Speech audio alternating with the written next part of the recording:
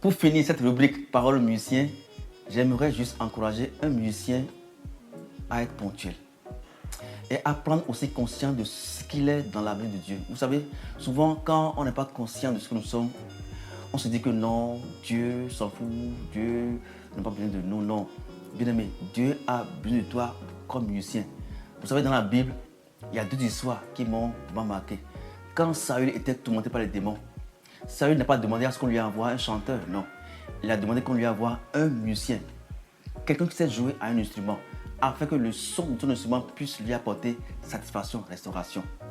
Après aussi, dans l'histoire du roi Josaphat qui allait combattre, et il fallait qu'il ait un prophète qui puisse lui dire ce qu'il fallait faire, puisqu'il manquait d'eau.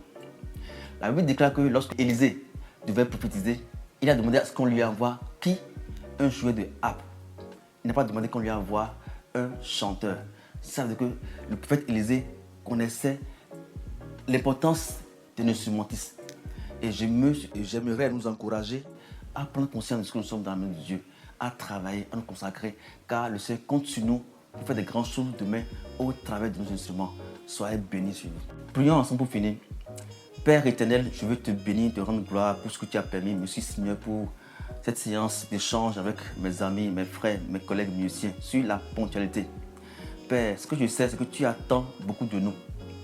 Ce que tu demandes ce soir, Seigneur, c'est que tu nous amènes à être conscients de ce que nous sommes dans ta maison, afin qu'au travers de nos instruments, au travers de notre vie, au travers du son que produisent nos instruments, que tu puisses vraiment être satisfait, que cela puisse ouvrir les cieux, apporter la vie dans les cœurs, apporter la restauration dans les vies, pour la gloire de ton nom. Sois béni, Père, pour ce que tu fais déjà. Au nom puissant de Jésus, nous avons prié. Et nous disons tous Amen, Amen. Soyez bénis. Shalom.